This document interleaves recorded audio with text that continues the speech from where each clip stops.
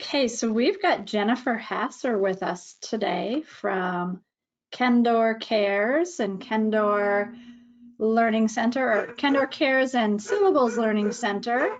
And she is with us today to talk about the Parent's Guide to Reading Intervention in the Era of Online Learning.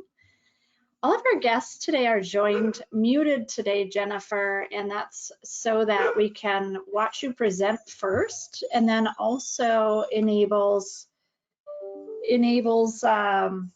better user experience. So at the end, as I understand it, Jennifer would like us to unmute and have a little bit more of a discussion.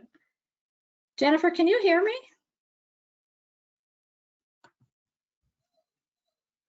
Jennifer, are you able to hear me currently? Uh-oh.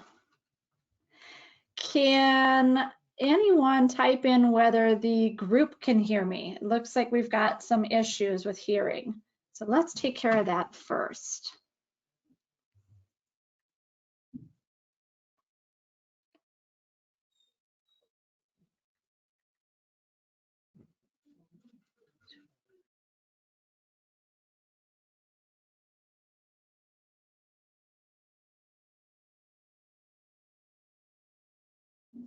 Okay, so hang on a second here. We're trying to get Jen up and ready.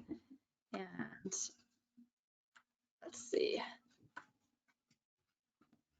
Can you hear me now? No. So we can't hear you, but I'm unmuted and I have everything running. So let's check why is Jennifer Hasser not able to present here? What's going on?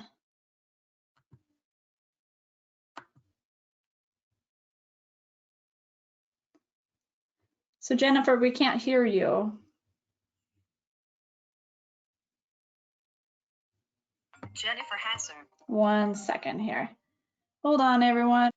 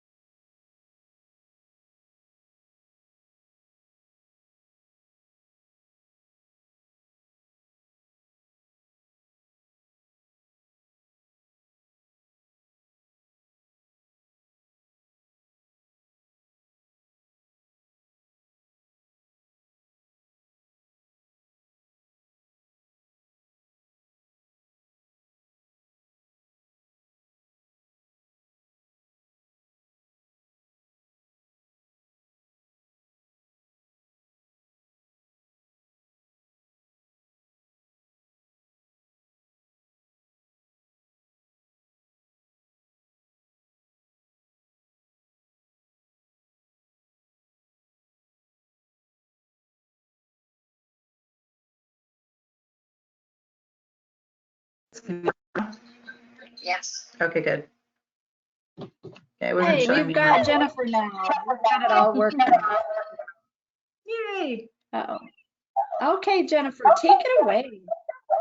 All right. Okay, so hello, everyone. I am going to be talking to you about special ed in the era of COVID-19. Not fun for anyone, but let me go ahead and share my screen.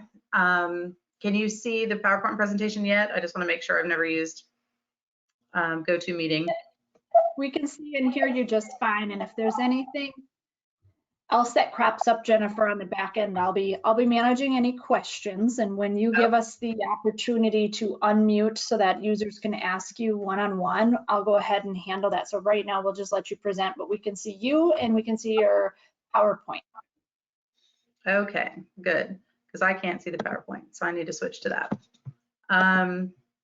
Okay, so do you see the first page of it? Okay, so I'm just going to keep going. All right, good.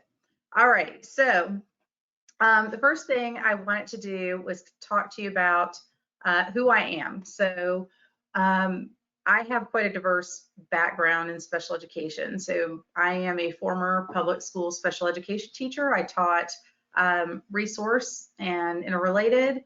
My specialty was learning disabilities and behavior disorders. And so that was, quite a few years ago. I've been doing this for about 26 years. About 10 years into my career, my daughter was diagnosed with dyslexia. So it was kind of lucky that she had something that I knew something about. My other daughter had food allergies, and I had no idea what was going on with her. So at least my dyslexic had a little bit of expertise behind that. And we identified her really early. So I had already left the classroom and started a reading center at a place called the Marcus Institute in Atlanta, founded by Bernie Marcus, the founder of Home Depot. And we were doing Orton Gillingham-based interventions with kids that were brought there from schools that didn't know what to do with them. So that started about, I guess, in 2002. And from there, I started doing teacher training because a lot of the kids I was working with, the teachers would come in and be like, what are you doing? They're coming back from you and they're able to read. And that's how I started getting into training. And that's what Kendore is. So Kendore is our teacher training and materials kind of division. Kendore is half of each of my daughter's middle names because my daughters are Catherine and Claire, and they are now actually 21 years old. My dyslexic daughter is graduating from Auburn University this May with a degree in business and a degree in psychology. And she started her education career extremely dyslexic in the 5th percentile for phonological processing. And I'm very, very proud of her. So she's come a really long way. I've also started a foundation called Kendore Cares, which is we raise money to go into low performing schools where they're not getting additional funding to do teacher training, to try to train teachers in OG approach so that they can help their kids that are struggling. And usually we try to pick outside of like a metro area where resources are slim and teacher turnover is low. Because a lot of the inner city schools that we work with, teacher turnover tends to be really high, and then it's harder for us to keep up with training. I'm past president of International Dyslexia Association of Georgia. I am also a founding member of Decoding Dyslexia Georgia. So I've also been a region rep for the International Dyslexia Association, and the curriculum that I wrote is now accredited by IDA and IMSLEC, the International Multisensory Language Education Council. So what I say to parents is that I have been on every side of the table. So I have been there as a parent, I've been there as a teacher. I was there as a teacher that was completely uninformed. When I first got out of college, I had no idea what I was doing. So I've been like a well-trained teacher, a poorly trained teacher, a parent, an advocate for other students. And I've been brought in, on the side of a parent with attorneys, and I've been brought on the side of the school with attorneys. So I've had a lot of different perspective, but I think that's kind of made me a little bit well-rounded because I am pretty reasonable about what I would ask of teachers, because I think, we need to focus on the things that really make the biggest difference for kids. And then I'm also reasonable as a parent because I'm not going to sit by and let them not educate my child just because I was a teacher and I have empathy for them. It's really got to be kind of a two-way street. So I have been on every side of the table. I joke the only part of the table I haven't been is under the table, which some days I felt like I should be. So if you've gone through the IEP process, I'm sure you've felt that way as well. All right. So what we're going to talk about is what's going on right now. And so this is kind of our urgent kind of call to action right now, is that because of what's happening around us, I mean, this is, unprecedented, and we all are kind of having to learn how to deal with this on a day-to-day basis. It's just changing. And so the COVID-19 Relief Act, which was just went through, end of last week, it has so many moving parts right now that it's constantly evolving, and they're finalizing and changing things, and the updates are coming in daily, hourly, honestly. And right now, DeVos, the head of the Department of Education, she has 30 days to state exactly what she wants for special education, to tell Congress. Then Congress will have to pass that. And so basically what she wants to recommend is a waiver of rights for parents and obviously students. And there's approximately 18 days remaining from today for when her waiver is due. But what she is asking for is to put a hold on all initial evaluations, which means the testing process, IEP meetings, and complaints that anybody might have about special education until 45 school days after reopening of the schools. So right now, what they're saying is that, most schools are not opening again until September. So we definitely are closed till the end of May in Georgia. Most of the states that I train in have closed until the end of the year. And so what that means is that they're not coming back until the fall. And so 45 days, those are 45 in-person days. So that's not teacher planning days. It's not the weekends. It's not holidays. It's going to be actual days where kids would have contact. So that could lead you, depending on your start date of your school, up until, November or December before you can actually get anything done. So this is not law yet, and you can still influence this law. So that's why, like in that third block, I said, if you are so inclined, you might want to contact your representative and let them know. I'm not sure calling Betsy DeVos will work because I haven't seen her kind of bend to the will of special ed yet, but you could definitely let your representative know. And, but these are crazy times. And most teachers that I'm talking to, and I'm talking to a lot of them, are still trying to follow the protocols that they have been doing for special ed. And it's very hard for them to do it remotely. It's very hard for the parents to do it remotely. We're all kind of learning together. But I would definitely recommend that if you, kind of think that that's a bad idea, that you contact your representative. All right. So what you can do from home, because that's kind of the situation we are in. I get emails every single day. I've trained probably, 5,000 teachers by now. And I've worked with, I can't even, endless number of parents. The calls are kind of nonstop, and emails are nonstop. What can you do from home when you're also trying to take care of your other kids or do your job, since we're all quarantined? It is making it very trying, especially since most parents didn't sign up to be homeschool parents. And a lot of the homeschool parents that I do know didn't sign up. They didn't want to be homeschool parents. They just had no choice when the schools weren't meeting their child's needs. So let's talk about some of that. All right, first thing I would recommend is that you look over your child's IEP goals. The teachers that are going to be in charge of monitoring those goals, okay, so your case manager, the assignments that need to be coming home need to be matching your child's goals. Now, oftentimes, most of the IEPs I look at, the goals are not written well. They are vague, they're very broad brush. Your child will be reading 2 grade levels better in 3 months. Well, how is that going to be monitored? How is that going to be implemented? What are the stages? How do we know if they're doing poorly? When are we going to be, getting all these types of progress monitoring things? So the first thing I would say is look at those goals. Okay, and once you look at those goals, then you can start, because you're going to have a hard time getting a meeting now. So I'm trying to look at this when we're talking. Rachel and I were talking about being more practical than more, if in a perfect world, because we don't have a perfect world right now. So if you get out your child's IEP goals, you want to make sure that the assignments that are coming home are aligned to those goals. And if they're not, then you need to be having some communication. So, improving a reading level is not, reading more at the same level.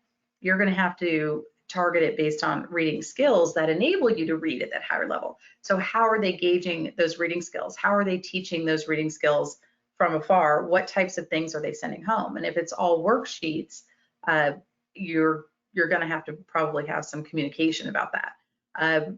The thing that I want to kind of hit home is that a lot of the teachers are not technologically savvy. They are asking me tons of questions, and to be honest, I wouldn't consider myself to be the best person, but I'm honestly having a lot more confidence in my ability now that I've been talking to teachers, and I realize what low level of computer skills that they actually have, because they've never done online. I have a reading center. We've been doing online tutoring, for 10 years. So I guess I just assumed they might have had a little bit more experience than they have, because mostly I'm teaching phonics rules and scope and sequence and how to do multisensory education. I'm not teaching them how to do it on a computer.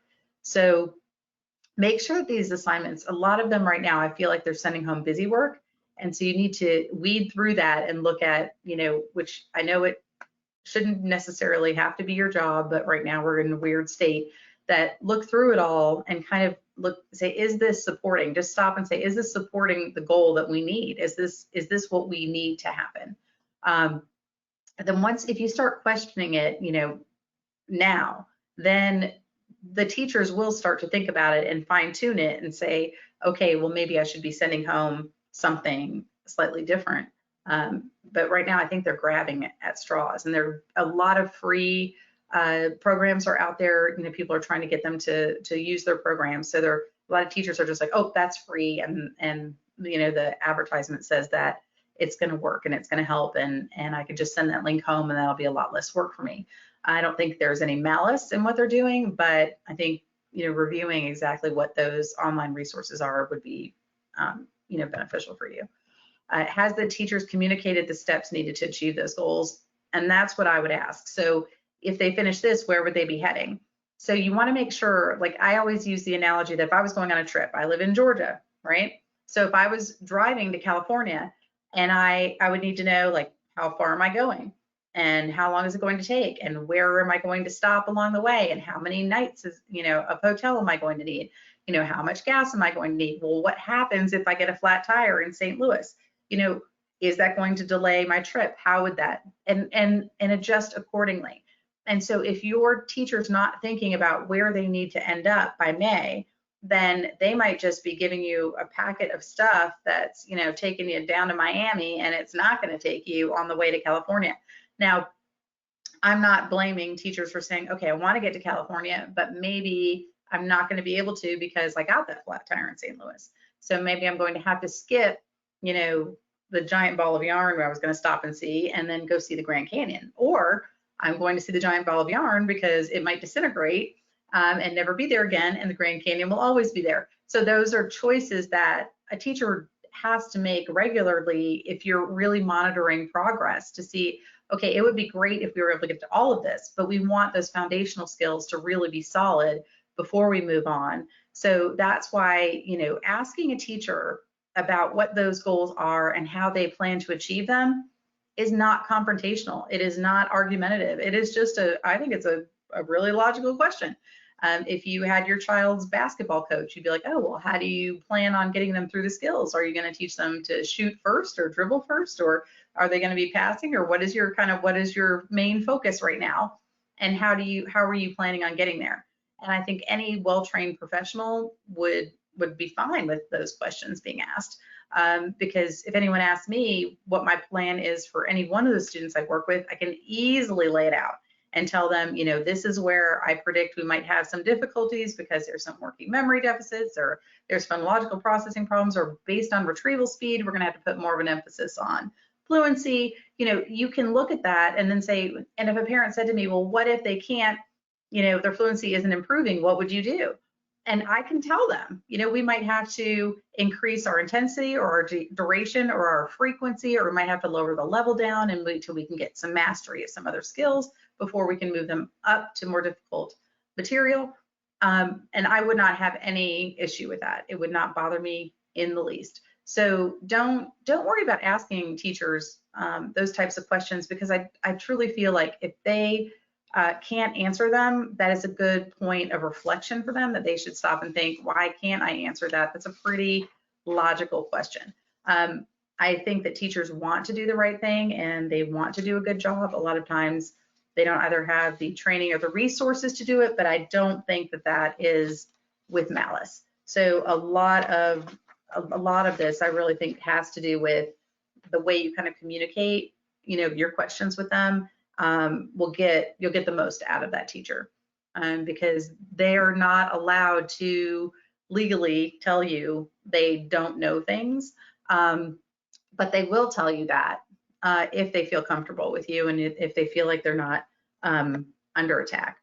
Okay. Now the other thing is, have they clearly stated their expectations, like for home delivery? Like, how are you supposed to deliver this information, and what is mastery, and when are you supposed to send it back? So those things, I think sometimes they just like push it off on you, and then you're like, what do I do with this? And you just kind of have to figure it out on your own. But you can always go back and ask and say, so what would be considered mastery? When I work with kids, I look at mastery of different things. I mean, because if they have, their sounds are not mastered, I'm not moving on. If they're having BD reversals, I'm going to move on, but I'm always going to allot a little bit of my time for going back to BD reversal. If I've got kids that their vocabulary is weak, then I'm going to allot extra time for vocabulary, because why read if you don't know what the words mean, right? That makes no sense, right? So, but if I have kids with high vocabulary that's just a decoding piece, I might have very little in my goals for vocabulary, and it might take up a smaller part of my time when I have, work time that I can work on with the kids. So I don't think that that is a bad thing to ask. And also ask them how long it should take, because it shouldn't take that long for most of these assignments, because we're talking about time frames in a minute. All right, so communication. I would recommend that you keep all questions and answers in the same email chain. So if you get an email from the teacher, you can cut and paste that back into your chain if it's not in the chain, and just say to them, let's just keep this as a thread and respond back and forth. And that way we don't have to worry about finding all those different emails. And so when I get an email that comes in separately, I actually cut it, paste it, put it back into the email thread that we had before, and then reply to it. So that way, when I go back, I have everything's dated. It's all in the same thread. I can scroll through and find anything that they said to me, and they know that that's happening. So they can also scroll back, because they're dealing with a lot right now, and it would be super helpful for them to say, oh, this is what I promised I would do for them. Because sometimes I take notes and I say, what did I say I would send them? Then I have to go back and make sure that I've done that. So it would be nice if you said, have you sent me the things you said you were going to send me? And then the teacher has to figure that out, but they wouldn't need to if it was all kept in that same thread. So you're more likely to keep your communication clean and get what you need out of that. And also they're less likely to contradict themselves when they scroll back through and see what they've said that they would do. Change the subject line as needed. So if you are now talking about something new, it'll draw their attention to it. You can change the subject line whenever you want, because then as you go back through, what you're doing is basically creating a document with headers. So that subject line would be, this is when we were talking about, how much time we should spend per day. And this is when we were talking about the goals. And this is when we were talking about, should we move on, or do we need a different type of delivery, or whatever the case may be. It's really, you're creating a document with chapters. And then you'll have that at your fingertips, depending on what's going on with legislation, what's going on with, progress, and having to see what type of progress monitoring. But every school is approaching this differently. Like, I'm using Zoom with lots of different schools, and a lot of teachers are using it, and I really like it. Then you go into other school districts, and because they heard about the Zoom bombing, where profanity and things like that were being bombed, they said you cannot use Zoom at all, which is kind of crazy, because the reason those people were getting in is because teachers were putting their meeting links up on websites, and people are finding that. But as long as you have a password on Zoom, it's actually HIPAA compliant, so you can provide therapy through it, as long as you are making sure that it's password protected. And a lot of these teachers were using the free accounts, and they didn't apply passwords, and that's where everything kind of went downhill. So the other thing is document phone calls with a short summary in the same email chain. So just reply back and say, phone call summary from whatever date it is, and then just nicely say, I just want to provide a summary of our call to make sure we're on the same page, and put it in there. And that way, they can't begrudge you for keeping good records. And honestly, it's going to benefit any teacher that you work with, that the parent's not just sending out, because there are parents that I've worked with where they have a thought and they have 40 thoughts a day, and they just shoot out all these little blurbs that I can't even keep track of. Then they'll say, what about this? And they, oh, forget that. I don't need that anymore. And they're all in separate documents. And as willing as I am to do whatever needs to be done, I can't even figure out what the chain of responses are. So this will save you a lot of time and energy when dealing with teachers. Okay. So accommodations at home. Okay. So when we're looking at accommodations, we want to be thinking about, what our child can do. And I know I'm talking to, probably a diverse group of people with different ages and different requirements. And what I'm also noticing is that teachers are starting to lighten up on what they are asking for from kids as well, because they're realizing that a lot of it is a little much. But the first thing is, be your child's scribe, or have them dictate into a phone or an iPad. And I know that Rachel can teach you a lot about what Microsoft is capable of doing. And there are so many different resources out there that can accommodate you. And don't get real hung up on the things that really are hard for your kids. So if writing is super hard, require them to do like the minimum and slowly ramp up as you go, over the next few months for their expectations. Okay, well, let's do, you can write 2 sentences. Now let's see if we can do 3 sentences, and slowly kind of raise those expectations. But if it's about getting their ideas across, then just let them dictate it. Then you could go back and you could proofread it together, talk about, I see there are 3 misspelled words in this paragraph, see if they can find them. If they can't, then that there's some orthographic memory issues, and then just, kind of adjust as necessary. When my daughter was young, I would do some things for her, and I would just say, dictate it to me. And I wrote it in my handwriting, and I figured if they wanted to come back to me and talk to me about it, or they said it wasn't acceptable, they could, and they never did. So I just wrote, dictated to me. It was taking a very long time for her to write this, or they would send some worksheets home that were so blurry, or the combined space, there was no way her handwriting was fitting in there. And I would just orally discuss it with her, and then send it home. And sometimes to not have any argument, I did all the word searches because she could never find any words in those word searches. And I don't know why, because as an adult, I've never had to go find the word cornucopia in the middle of a bunch of letters. But I don't know. I don't know why they hand those out.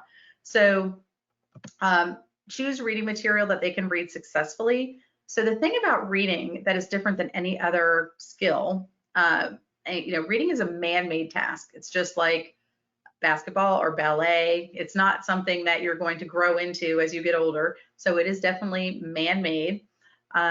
And if you are going to be good at it, you have to like it. So, and that's not necessarily true for being, just successful at it, but to really be good, you're going to want to like reading. And that is what a lot of people don't understand, is that if you pair a punishment with reading, what you're doing is creating a child who does not like to read. So when you say, let's read for 20 minutes before you're allowed to do this, or something that you really like, before you're allowed to go out in the backyard, before you're allowed to watch your favorite show. What you're doing is you're saying you have to do this horrible thing so you can do something you like, which is automatically creating a negative association with it, and we don't want to do that. So what we would like to do is go, even if you have to, well below their level to get them to experience some success, and then slowly raise the level of your expectations for them, so that they don't feel like, oh gosh, I struggled and now I have to go back a level, and I struggled to that level, now I have to keep going back a level. You always want to start on the easier side and move them up. And I mean, I have reading centers. I have a job for the sole reason that most parents have a hard time teaching their own children, so myself included. So my daughter, I brought her to one of my reading therapists because she didn't want to do stuff for me, but they always said, oh, she's delightful, she's so sweet. And as parents, we know that happens all the time. So just, understand that you're going to get a lot more pushback probably than the regular teacher would. So take it easy on yourself and ramp it up slowly. You can also choose audiobooks above their reading level, because then you'll be developing vocabulary so that as their reading skills improve, they'll recognize the words. There are so many words in our language that you will not know how to read unless you've heard it before, because even the word pilot, if you've never heard of a pilot, you could say pilot, and you wouldn't know whether that was correct or not. So having that auditory stimulus of having all these different words that you're exposed to is going to increase your reading ability. People think like, oh, read more, you'll be a better reader. No, you still need to learn decoding, but decoding is not the end all be all, because just because you can decode it doesn't mean you know which syllable to accent, whether it's a noun or a verb, or how to use it, in context. That you're going to learn from a lot of exposure, and that's hearing those words. In oral conversations, like especially in your family, you tend to use the same vocabulary over and over again, and that means kids are not getting the level of vocabulary exposure that they should, because if, my kids are around, I'm like, how many cookies did you eat? And they'll be like, lots, right? I'm not going to be like, did you eat a plethora? So it's going to be like, get up, clean your room, like those kind of pretty short, conversations. We're not usually using higher level vocabulary or diverse vocabulary. So if you, want to expose your child to more of that, then you'll have to think about the words that you're using in the home and try to expand that exposure. But an audiobook can help you with that, because kids can listen to and understand things far above their decoding ability. And that's really what you should do. So you can listen to a book at bedtime, and if you're tired because you've been doing your work and you've been taking care of the kids and you've got more than one kid and you're trying to homeschool, that could be your family time. Let's all just sit on pillows in the family room and all listen to the next chapter of this book. And then you can talk about it and just, talk about, oh my gosh, what do you think they look like? And what do you think, is going to happen next? And all of those types of things, which takes the burden off that decoding piece, especially late at night. A lot of parents want to read right before bed, but that's the worst time to do it, because that's when they're tired and it's effortful. And if it's something they're not good at, that's not what you want to do at that time. I always say, like, if somebody a personal trainer came over at 11 o'clock and told me to start doing sit-ups, I'd be like, get out of my house, right? But we make kids read at bedtime, which is like the hardest time for them, to focus on something difficult. So try to move that time. Most academic time in schools is the first like 2.5 hours of the day. So if you get your kids up and moving, that's when you're going to get the best response out of them. Almost every school I work with, they do reading and math before lunch. They're the first two things that they get to at the beginning of the day. Almost every single school that I've ever worked with, that's the way that it goes. So if you can get them in for the beginning of the day, that's the best time to get it done, right? And then you can promise all those extra, things that they can get to do later if they get that stuff done. Okay. Exposure to topics in science and social studies and the arts, they can all be oral. They could be documentaries, they can be audiobooks, you can read a book to them. You can figure out what it is that they have an interest in. The thing about social studies and science is that, and I don't know the ages of your kids yet, but I taught high school and now I work primarily, K through 8. But what I've noticed is that every year in science, they're virtually doing the same thing, but they're doing it with a little bit of more depth, right? So they're going to get to hear about the Civil War multiple times. They're going to get to hear about science experiments and multiple times over the length of their career in school. So if you needed to work more on the reading and the vocabulary and that kind of thing, I would not stress it during this time right now, because this time right now is really hard on everybody. And the thing about retention is that if you are under stress, you are going to retain a lot less information, and everybody is under stress. Kids aren't seeing their friends, they're missing out on seasons of sports, they miss their classmates, they miss their teachers, they're really adjusting to something that we're all adjusting to it, quite frankly. And it's very stressful, and we need to keep that in mind, because your amygdala, which is what is right next to your hippocampus, your amygdala regulates what you're going to retain. Because if you are flooded with cortisol because you're stressed out all the time, you're not going to retain as much information as if you were enjoying what you're doing, and that cortisol acts as a block. So if you are having a hard time, then that's what we know about kids, or kids who struggle, is that if they're sitting in class all the time, without being able to, answer correctly, or afraid they're going to read out loud, we know that their levels are high, and their amygdala is saying, flee, freeze, right? I'm not getting that out, so I'm just skipping that. So it's your fight or flight response. So what we want to do is kind of lower that stress level. Then even if we're not doing as much, we have a better likelihood that it's going to stick. And that's really where we need to be focusing on really just those kind of deficit areas, and pulling them apart and doing little teeny bits of them, and then making the other things a little bit easier. That's why the documentaries, the audiobooks, and Tiger King, I don't think that is a good documentary. I haven't seen it, but I just hear nonstop about it. And I would not consider that educational at all. Okay, so the next thing is take breaks. The average school day only contains 3 to 4 hours of actual instruction, and I was generous writing 3 to 4. I almost wrote 2 to 3 hours of actual instruction, but I didn't want to be too offensive.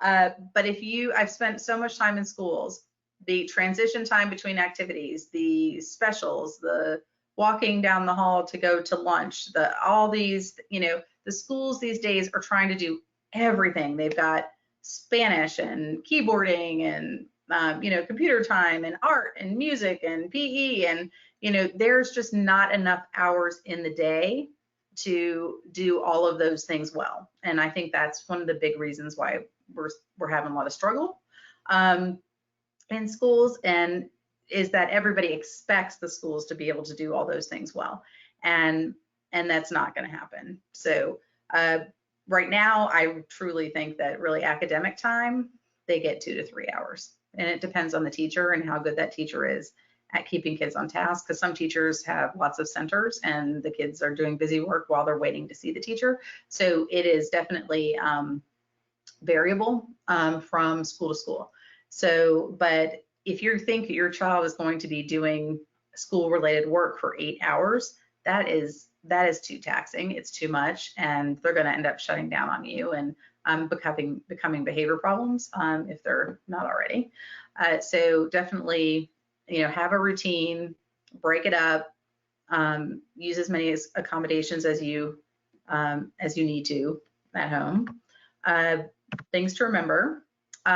This is the first pandemic for all of us. I don't know how old you are, but I'm pretty sure you were not around at the last one.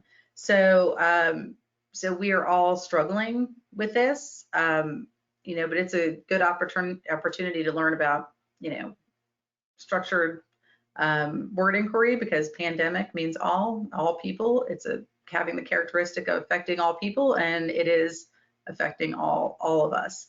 So we need to just breathe and relax and understand that our kids are going to be moody and upset and stressed out, and kids like routine. Kids like novelty, but they love routine. And so if you are working with them, make sure that you've got them in some type of structured routine. And then you can have time where it's like, now it's you can choose. This is what we're going to do during this time. They know that it could be novel, but that it's still semi-structured. So that kids thrive in that type of structure, and having expectations. When everything is random, they feel like just the rug has been pulled out from under them. I can't tell you how many kids, when like there's like a weird day at school and it's like spelling test day, and they're like, but we didn't do our spelling test, they get very upset about it. And we'll be like, no, we're gonna have a party. And they're like, but where's the spelling test? Because the routine is what they crave, as well as they're not really thrilled about the spelling test, but it's just that that's not out of the norm. And a lot of kids, that causes them to have a lot of anxiety. Everyone's under a great deal of stress. So guess what? Let's breathe. I'm finding it to be very helpful. One of my friends who's president of a IDA branch sent out this little GIF that is like how to breathe in, how to breathe out, because there is, even though you're like stuck at home, that's still very stressful. And they're used to having a lot more interaction than they're having. And sometimes, siblings are fighting, lots of different ages. So be kind to yourself and others, forgive yourself and your kids for their moodiness. And then just breathe again. I cannot tell you how many conversations I've had with teachers that are freaking out, and they're trying very hard, and they don't feel like they're doing a good job, and they're beating themselves up. And then parents, then I get on with the parent, and it's the same exact conversation, almost verbatim. So I'm gonna open this up.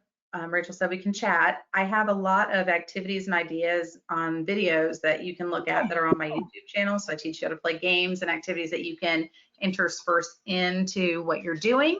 And those videos are all on there. And you can reach out to me. That's my email address.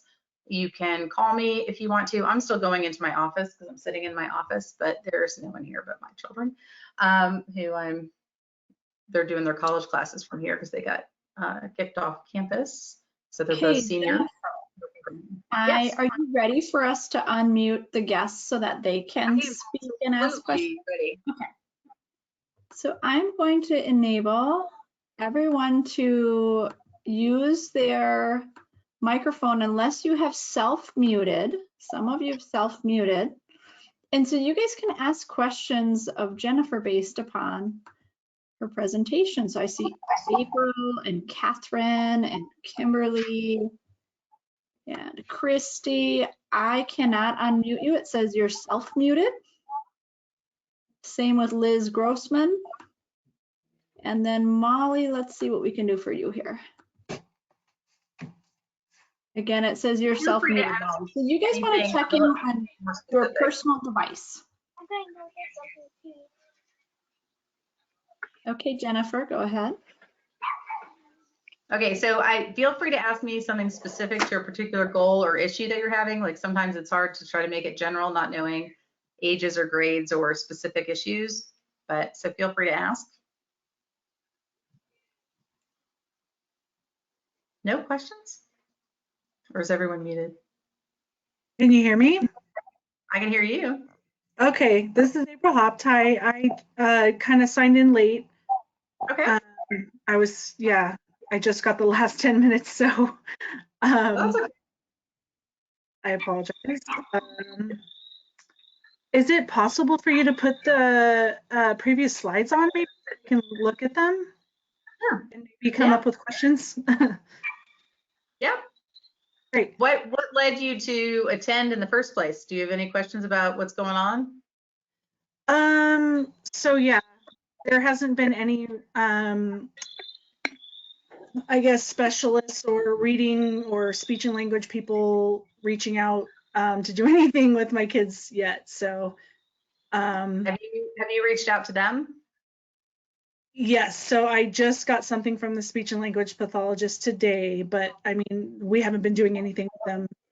And I don't know if it's going to continue. And I'm kind of like, should I just homeschool? Because my kids are so far behind. I feel like the general ed stuff is kind of pointless. It's such a struggle to, I mean, coordinate all the different school and seesaw Yeah, and this and that. how old is your child? Like how old? I have two boys, one's 7 and the other's 11. Okay. And so if they're, what depends on what kind of intervention or IEPs that they have. So if they have Hang on one IEPs, second, Jennifer, I'm going to interrupt you. So if you guys, now that you've been unmuted, can self-mute when Jennifer's talking or when another individual's talking, it'll be a lot easier for all of us to hear. I'm picking up some background noise. It sounds like a cricket, and it's over I know I top did. I thought it was in my office for a second. It's over top of everything else in such a loud manner that I just worry about the users at this point being able to hear. So if we can just all self-mute when you are not talking, just to give Jennifer the ability to interact with the individual that's asking the question. All right, thanks everyone. Okay, so if the classroom teacher is just sending home the work that is expected from the entire general class, then I would say absolutely pick and choose. Talk to that teacher and say, what is your expectation based on the goals? And you should have a case manager that you can email, right? And then you can say, okay, let's pick and choose. The goals are on reading and some of these things that you're asking me to do. Like I have a friend who's annoyed because they're asking her to make all these art projects out of trash, right? So that may not be your first priority. You can pick and choose and pick through, what it is that they need. I think they're going to be very understanding in the long run about any modifications that a parent makes to the information, because if you sat down with a lot of those packets and things that they're sending home, they won't be able to support the reason behind why they're asking you to do that. So yeah, I would pick and choose. We've just been doing, what we're able to do and not stressing out about it too much. But it does seem like, I don't know, some of the general education things that we're required to do aren't really helping my kids because they're so far behind that they really should be focusing on just the Basic things, skills like decoding and those. Yeah. Right. Yeah. Right. So they're trying to get your child to do general knowledge tasks, right? And those I think are not nearly as important. That's why I was saying substitute those general knowledge tasks for audiobooks. So they're like, do this worksheet on Benjamin Franklin. You're like, oh, well, we listened to this short story on Benjamin Franklin and call it a day, right? Because if you're, trying to make an effort in documenting, with that teacher, those teachers are struggling too. Half of them have their kids at home. Their kids aren't normally in the classroom with them, so they're dealing with their own children at home, their own children's learning, trying to create learning for all these other kids. We're all in the same boat. But I wouldn't, they're trying to send home stuff for the kids that are reading beautifully and perfectly, plus stuff for your child. Feel free to filter it. I have no problem with that. And I don't think the teachers I've been working with would have any problem with that. I think it's just the way we communicate sometimes as parents. When we're frustrated, then the teachers are frustrated, then everybody's butting heads. But yeah, I totally agree with you. I do. Just pick and choose. Will do. Okay, do we have any other questions? Would someone like to come off of mute by yourself and ask any other questions?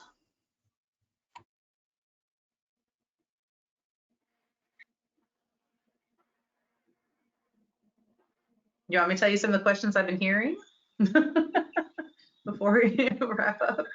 Or is there anyone else? Sure. Can you possibly put those the previous slides that you had on there? Sorry for your I can email it to you if you just want to email me your your request, and I'll just turn around and email it to you, or you can email And then Rachel and I'll send it to her. And then Jennifer, why don't you share some of the questions that you've been hearing? That would probably be really good. Okay. So I'm going to ask individuals to self-mute at this time. We're hearing that cricket again.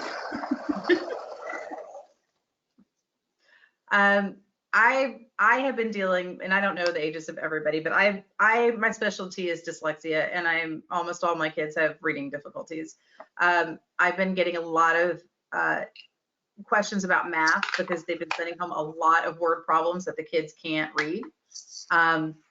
So even if the parents are working and the kids can't read them, then I've told the parents, go find, something that is, kind of equal in the computation area and maybe not so much in the decoding area, or to orally go through and do some math reasoning work with them. A lot of kids that have dyslexia also have working memory deficits. So for them to remember what they just read to find out whether Susie has 5 cookies and Billy ate 3 cookies or whatever the situation is a little bit too much. Some of the parents are like, well, I don't know how to do math the way they're doing math. And because, when I was a kid, we could, we called it borrowing, and now they call it regrouping, and some of the terminology is different. And I'm saying don't worry about that as much. So when you are going through it, if you just say to the teacher, I did not quite understand what this was talking about, I tried to look it up, we couldn't figure it out, I taught him this way, hope that's okay. Seriously, that teacher is going to be like, that's okay. And if not, they'll respond immediately, right? So then you can deal with that situation instead of waiting till the end of the semester and they say, well, you didn't turn in anything I asked you to do. And even though you said, we decided to do it this way because I only know how to do borrowing, right? So this is the way I taught them. And then you can have that communication sooner rather than later so that there are no issues. I had a parent who just took the word problems, read them to the kid, but then wrote them out so that they knew this is where it was coming from. This is the information we took in order to get this problem. But they honestly didn't have the time to sit there and have them decode it and go back over it 10 times with all their other kids that they had at home.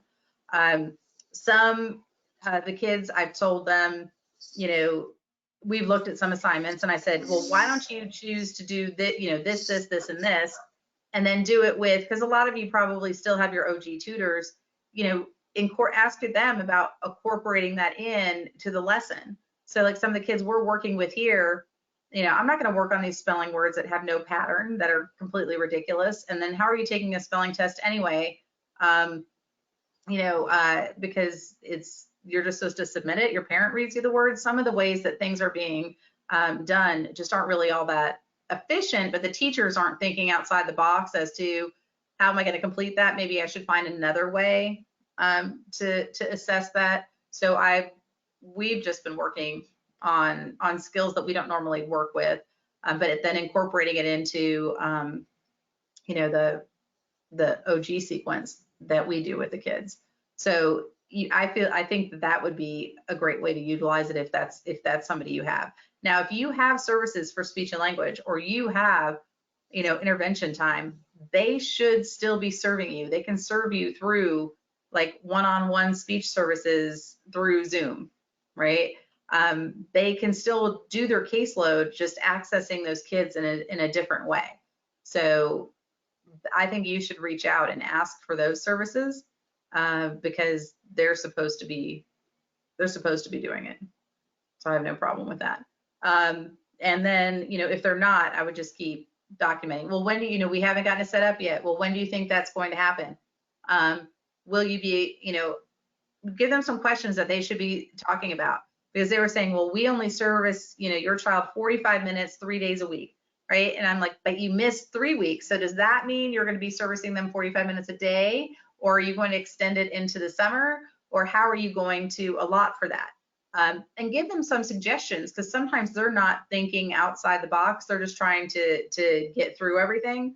They have to get all these accounts set up, and they have to figure out how to project all their materials. And, especially speech pathologists don't have everything digitized. That's gonna, cause them some problems, but you can give them some suggestions like small group, maybe there's 2 or 3 kids that you could get in a little Zoom meeting with kids that are in a similar place, see if that works. If it doesn't work, then you can opt out of it.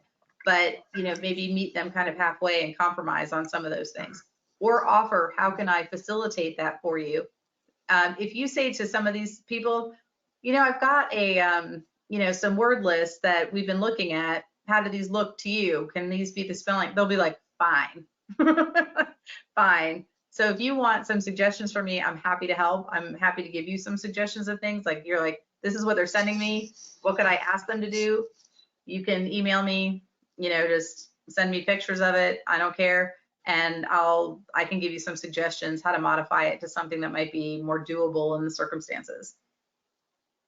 So that's all I can think of right now. I mean, I'm sure there's tons of things, but I don't want to go on forever. Is there anything else, Rachel, that you can think of? No, I think this has been really informative, and I love all the content that you've got. One of the things that I've always loved about Jennifer, and Jennifer and I met probably 3 years ago at, I'm not even sure which conference, but I was wearing my Microsoft hat, working for Microsoft in assistive technology, and Jennifer and one of her assistants, Catherine, were at one of the conferences, and I loved all of the tools and materials that Jennifer had. But not only that, I had the opportunity to attend one of her sessions, and first of all, it was one of the most kind of eye-opening sessions, but also with a cheeky bit of humor. So it kept us all on our toes laughing. And just some of the things that you suggested, again, that you have on your website. I think there's a game, games parents can play with their kids. So Yeah, things that we can always do. I have lots and lots of games. I mean, obviously, I'm trying to just right now, because, my social life is pretty much, the same as everybody else's. I figure I can give my resource is my knowledge that I could just help people, because I don't have outside dinner plans. I don't know parties that I can help some of these people who are struggling. So that's what I'm saying. Reach out. You can ask me. I have games and I was thinking of Chain 'em Up. Like that's a great game parents can be playing with their kids, right? And so that was one of the things that I thought was really great about Jennifer as a professional, and then lended well to bringing you here to do a webinar for us. And yeah, I mean, if you have phonological skill deficits, there's so many games and activities that you can do that are easy to manage at home, and they kind of don't really seem as much like work. So that's why I said, if you want to go to the website, I play hot lava all the time. So if a kid's struggling with non-phonetic sight words like was and should and could or does, you put them on index cards, put them on the floor, and then they have to read it as they hop on it. And if they don't read it correctly, they die a fiery, horrible death, right? And they have to go back to the beginning of the lava. Obviously no real death, but they're used to it with video games. And you can put math facts and do that. And the kids like to be active, and they like to hop from thing to thing. And I did that with my kids when they were young, because I had a dyslexic and a non-dyslexic, and they were twins. So one's homework was done in 5 minutes, one's homework was done in 50 minutes, and I had to figure out how to not make that as obvious. So, we would do games where I would say, for every one you get right, I throw a mini marshmallow at your mouth. I mean, I barely ever made it into their mouth, but they would try to get it right just so I'd throw something at their face. Yeah, great idea. Great ways to integrate that, Mm-hmm. Yeah, that's awesome. So yeah, that's what I like, is the different games that you can play, and even, the things that you can order off your website too, should someone want to have that multi-sensory piece. Yeah, I mean, you're obviously welcome to order stuff off my website. But it's just trying to give you things that were pretty practical, given, our circumstances right now, because they're so unusual. But our kids need to be a little bit more hands-on than kids who are getting sent home these all computer-based or all worksheet-based types of assignments. So if you can incorporate the math facts into something fun, like I have a beach ball. I just put, I put like cards and facts and stuff in the beach ball and we toss it back and forth. And when my kids were young, I would say, oh, bedtime. And then they'd be like, no. And I'm like, well, we could do beach ball toss for an extra like 10 minutes. And they're like, yay. Because it delayed bedtime, not because it was the best game ever. So it's all about, saying, okay, well, you have this choice or this choice, and then you can make one of them a little bit more fun. So then they think they had some say in controlling their lives. And right now, kids feel out of control, adults feel out of control. Right. So give them a little bit more of a fun option. We have to be careful as parents that we don't make the same mistakes teachers do. Like, teaching and learning does not necessarily happen in a very structured, rigid, quiet, sitting at a table environment.